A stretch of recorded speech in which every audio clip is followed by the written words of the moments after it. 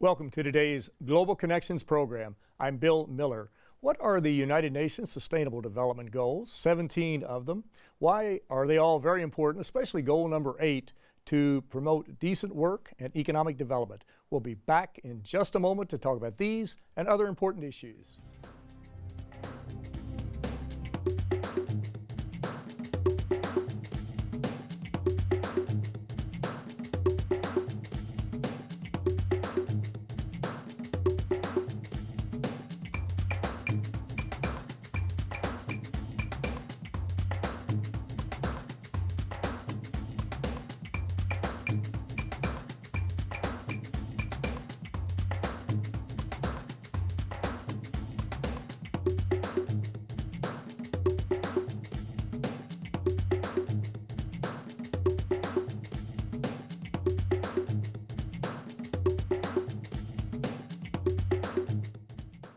Welcome back to our program. Today we're going to take a look at an agency, the International Labor Organization, a UN agency that's been very involved in helping to develop the 17 Sustainable Development Goals, especially goal number 8, which focuses on decent work and economic growth. My guest today is an expert on these goals and on these issues. My guest today is Mr.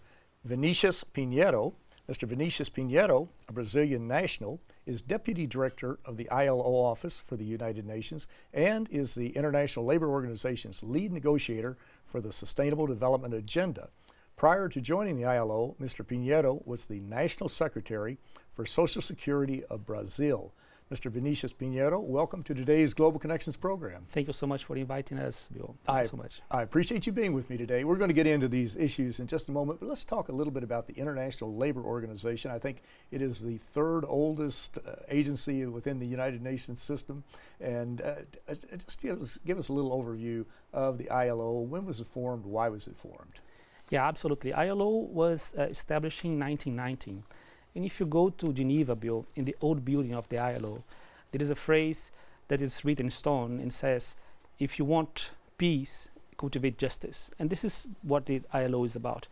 It was just the end of the First World War, the end of the first cycle of the Industrial Revolution for many countries. And there was this perception that if we really want to invest in peaceful societies, if you want to create social stability, social cohesion, growth and development, we need to invest in social justice. So that was the basis of the creation of the ILO. In 1969, ILO was given a Nobel Prize exactly for this reason, because if you look at our history, every single labor legislation in the world, every single piece of law that relates to, for example, working hours, minimum wages, they are based on the ILO standards. So that was the reason why they gave us at that time a recognition in terms of our contribution to lasting peace and development. Exactly, and of course the ILO works to raise the safety standards in workplaces around the world so that people are not put in danger and that type of thing. And plus you focus on social security nets and a variety of other things. Well, let's talk a little bit about the social, the development agenda, the United Nations Development Agenda, Sustainable Development Agenda. What exactly was that, very briefly? Or is it, I should say? Yeah, you know the MDGs, the Millennium Development Goals that were agreed in 2000, they're set to finish this year. So what's next? Basically, there was this huge consultation process, a massive thing involving people all over the world, millions of people involved, 190 countries, and various stakeholders. And they come up after very intense negotiations and technical discussions. They come up with a to-do list for the humanity. So basically, the idea is, if you want a better world in 15 years, what should we do? What should every country do? What every citizen should do? So this is the SDGs. Now basically, it's an action plan for humanity and for the planet that have 17 goals. It has 17 goals and 169 countries and 169 targets, I'm sorry, in the areas that touch upon the social, the environmental, and economic pillars of sustainable development. It's an action plan that will that aims at eradicating poverty by 2015 and promoting sustainable development. Exactly. And in the opening, I mentioned decent work, and that's actually stated in goal number 8. What exactly, how would you define decent work? We all, when we work, we want decent work, I'm sure, but how would you define that? Yeah, decent work is exactly the main mission of the ILO. Okay, so we want decent work for all. And that means we want that everyone should have a job that pays a decent living wage, that offers social protection, that respect labor rights, that is freely chosen, that has collective bargaining and freedom of association. So this is a decent work. This is a decent job. So basically, and we think that this is pretty much connected to development because countries that have invested in decent work have experienced a more sustainable and sustained economic growth over the last 30 years. So if you don't invest in decent work, you probably don't have sustainable development. Now, so this is the idea. The connection between decent work and the agenda is really clear. So basically, we need to invest in decent work in order to promote growth, to promote sustainable development, and on the other hand, sustainable development brings decent work. And it's been estimated, I think, that we need to keep up with the population expansion. We need to create like 40 million new jobs every year. And we see that in some areas of the world, in fact, probably most, not going to say most countries, but a large number of countries, youth unemployment is extremely high. So this is going to be focusing on that to try to create decent employment, decent jobs, decent work, to come up with these 40 million jobs every year. Yeah, that's totally correct, Bill.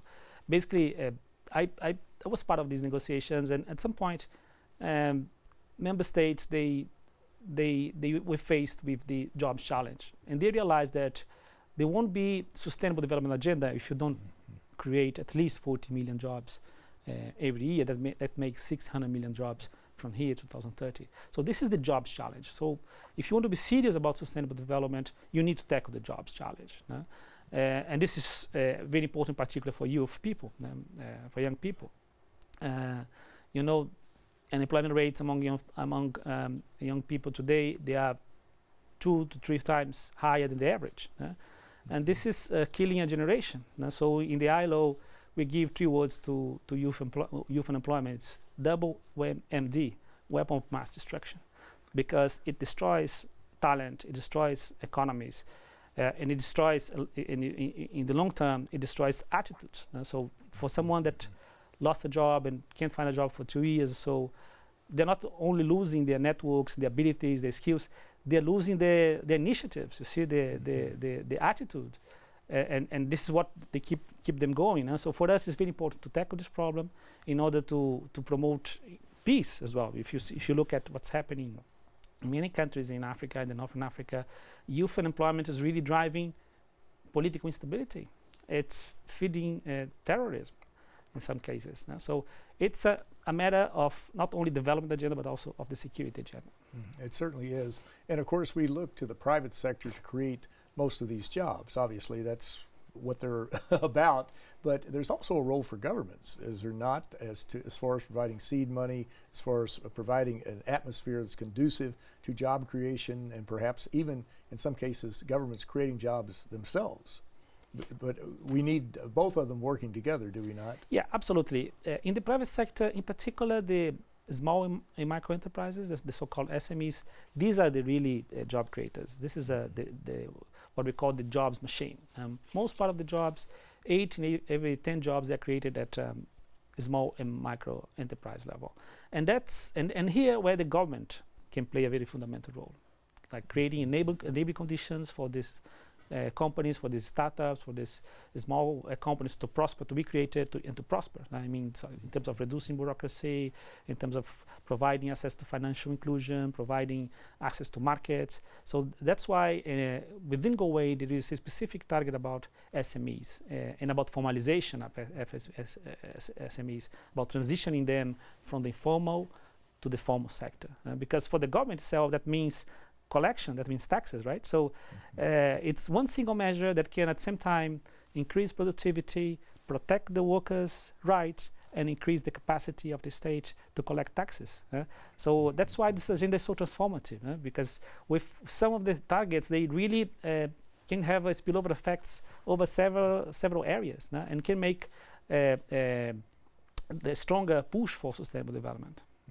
And we were talking a few minutes ago about the fact that people are not achieving their full potential. They're not achieving self-actualization if they're unemployed, if they're underemployed, or if they're illiterate or uneducated or whatever the case might be. Do we have any ballpark figures on how much productivity we're losing? How many? It seems like trillions of dollars trillions of dollars per year are being lost because people are not being allowed or not being involved in the employment system and helping to create wealth to help to not only for themselves but for the society as a whole. But do we have an idea of how much is being lost in that area? No, it's a figure that's quite difficult to calculate. Basically, the economic loss due to unemployment and due to underutilization of workforce, it's, I mean, in the case of the trillions. So that's what we know. I mean, we don't have precise figures for every country. That could be kind of combined. But we know that, I mean, the cost, and here is not only the economic cost that matters. As I said, there's the individual cost, the family cost, and the social cost in terms of, for example, the impacts on political stability. So these things cannot really be measured. If there is a coup d'etat, if there is you see a revolution going on because people don't have economic opportunities. So I mean, this is not. I mean, we cannot really calculate that. If you are migrating towards like criminal activities or even terrorism because you can't find a job, you see, it's quite difficult to calculate these things. But we know that the cost is enormous. Exactly. And so often we hear probably most governments have a goal of full employment. That's what they want. But when we're talking about full employment, we're not really talking about zero employment, are we? There are two different terms. How would you define each one, and how do they interact with each other? Yeah, absolutely. There is a target that says exactly by 2030 we will achieve full and productive employment in this network for all. So what does it mean? Full employment is not zero. So there will always be someone looking for a job, someone migrating from one job to the other. So these transitions, they will always reflect in some sense in the rate of unemployment. And in some cases also too close to full employment could be dangerous in terms of inflation. So countries in general, they set up a rate that they consider close to full employment. That could be something like 2%, 3%. For example, here in the United States, the central bank is considering already, I mean, a situation close to full employment, which would be like 4.4, 4.5. And this rate in some countries is used to define the macroeconomic policy. For example, interest rates or even inflation targets. They take into consideration the level of employment as the basis for the economic policy formulation. So even if for some countries that are now with 15, 12% unemployment, 2-3% unemployment could be a distant reality if you look at 2030. The fact that they use this objective as a macroeconomic policy goal, it's very important. It's like the light in the end of the tunnel. So maybe we'll never get there, but the important thing is to keep going and to use the light as one of your parameters when you're formulating the macroeconomic policies. So this is the message of Goal 8. This is the message of the specific target on full employment. Mm-hmm. Well, you're watching Global Connections Television, which is an independently produced program. The opinions expressed on Global Connections are solely those of the moderator and his guest. We would invite our viewers to go to the website at www.globalconnectionstelevision.com and take a look at some of the previous shows. Also, if you have any suggestions for future topics and future speakers, please indicate and let us know your ideas. Today we're talking about really decent work and economic development and employment opportunities and the United Nations Sustainable Development Goals. My guest today is an expert on these issues, and he works with the International Labor Organization. My guest today is Mr. Vinicius Pinheiro. Mr. Pinheiro is the Deputy Director of the International Labor Organization Office at the UN in New York. We're talking about the situation with full employment and versus zero employment and that type of thing. A lot of this information we're talking about today is on your website at www.ilo.org. and our viewers can go to that and pick up on it and find much more information that we will not have a chance to get out today. One thing I was curious about, we saw in 2008 the bubble, the housing bubble that was created in the United States, plus some of the actions of Wall Street and some of the hedge funds and what have you, caused basically a serious financial collapse in the United States that reverberated around the world. Have we recovered from that, or are we still in the process of trying to rebuild and dig out from that financial mess, to be quite honest, that we had? And has that been affecting the ability of countries, of businesses, governments to create more employment opportunities? Yeah, what happened after the crisis, Bill, was that, well, financial markets have recovered very fast, actually, if you look at the historic perspective. The economy in some countries they have also recovered, especially in developing countries in the first turn, and then developed economies and in the following years. But the jobs market didn't react so well. Basically, what happened was what some economists have called it a jobless recovery. That means there is economic growth, there is economic recovery, but this recovery is not generating enough jobs. So at least we're not coming back to the pre-crisis level. So today there is a jobs gap that is around 90 million people that still, and this jobs gap tends to increase over years. So we are actually quite far from the pre-crisis level. This is quite worrying. So that means that there is economic growth, but economic growth is not creating the jobs that people want. And that's why the SDG8, the Global Goal 8, says we need economic growth, but not any type of economic growth. We need inclusive economic growth. That means growth that creates jobs. Otherwise, why are you growing, right? Exactly, that's very true.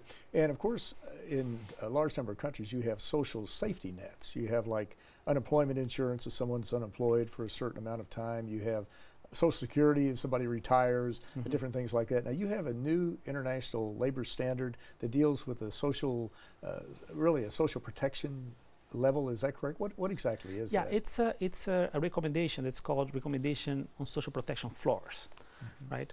And this recommendation actually has a different approach when compared to the what so-called social safety nets, because social safety nets is often understood as something really residual, small, really for those who need, without any base in terms of rights, as something that can be withdrawn if you don't need it anymore, something that is really, and the social protection floor, it's rights-based. So basically, if you, for example, have a pension, it's because you have contributed to it, then you have a right to it. So it's not because someone felt that perhaps you'll be able to, you deserve a pension. No, it's because you have contributed to it, you have a right to a pension, because it's a human right. And the same for support to unemployed people, support to families with children. I mean, we think that everyone should be able to have a kind of support to people with disabilities. So this is the support to widows. So this package of programs it's called the social protection floors. And today, Bill, only one in each 5 persons they have like a kind of adequate social protection provisions. And this is a mess, so it's basically luxury for a small group of people. And some countries are advancing very fast in terms of extending social protection. You see, for example, China in 10 years, they have included 800 million people in the healthcare scheme or the rural pension scheme. So this is by far the largest and fastest process of social inclusion ever. So, and many countries are doing this. Brazil has done it. Mexico has done it. Rwanda has reached almost universal health coverage in a few years. And they are showing that it's possible to do it. By if you have political will, you can provide some level of protection to your nationals. Exactly. And from country to country, it varies as to the safety requirements, the safe working conditions. In some countries, you have some very stringent standards. Other countries are very lax. I think back, I guess it's been, 3 years ago with that horrific, terrible tragedy that took place in Bangladesh in the textile building where that, I believe it collapsed, and then you had thousands of people that were, maybe over 1,000 people that were killed. How does the International Labor Organization work with countries that maybe do not have high standards for the working conditions for their laborers to help them to raise those standards? I know you can't go in and just tell the countries what to do. The UN can't do that. But how do you work with those countries? Yeah, this is a very important question. It is also, by the way, one of the targets of the Sustainable Development Agenda. Every year, 2.3 million people are killed in working accidents. So that kills much. Is much more. Working accidents, they kill much more than malaria, even almost as much as HIV/AIDS. You see, so this is a real tragedy. It's like a silent pandemic that's going on, and this is just the top of the iceberg. Because what about those that we don't know? Those who are not reported. Well, we have very specific standards in terms of occupational standards that are different according to the area, and we work with governments, of course, to enforce these standards and we need to strengthen their capacity to inspect and to make sure everybody's complying with the standards.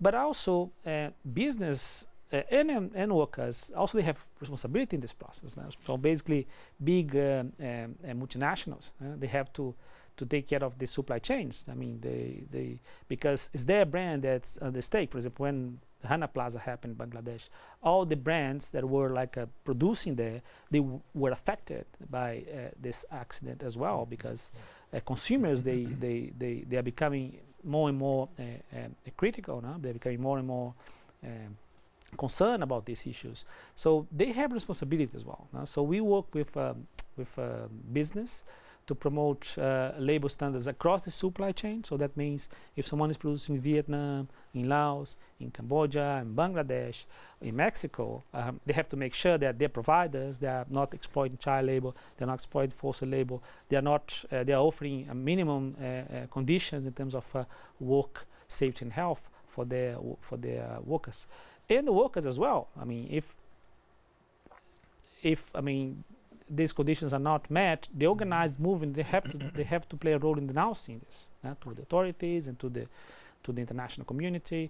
So that's why the tripartism works very well in this situation. We need to work with governments, workers, and employers. Exactly. And you mentioned child labor a minute ago, and of course we've all seen these horrific pictures of children 6, 8, 10, 12 years old working in sweatshops. You come right down to it. Many countries, in fact maybe the majority, have laws on the books prohibiting child labor, but many do not enforce those laws.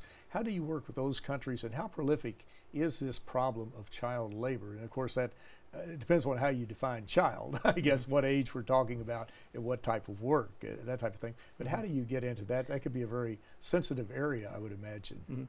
Yeah, no, the definitions of child labor, they are very clear and they are agreed internationally by everyone.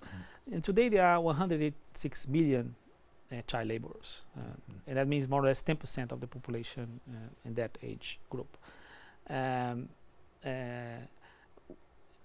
The Sustainable Development Agenda also says let's eradicate child labor in all its forms by 2025. So there is a clear target explicit in the agenda, and we are working again with governments, with business and workers to help them implementing this target.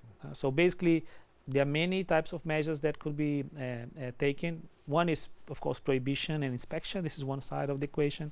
Another one is by providing kind of social protection schemes that provide incentives to the families to enroll their kids at school instead of, you see, because sometimes the kids they're pushed to work instead of go to school just to complement the household income, right?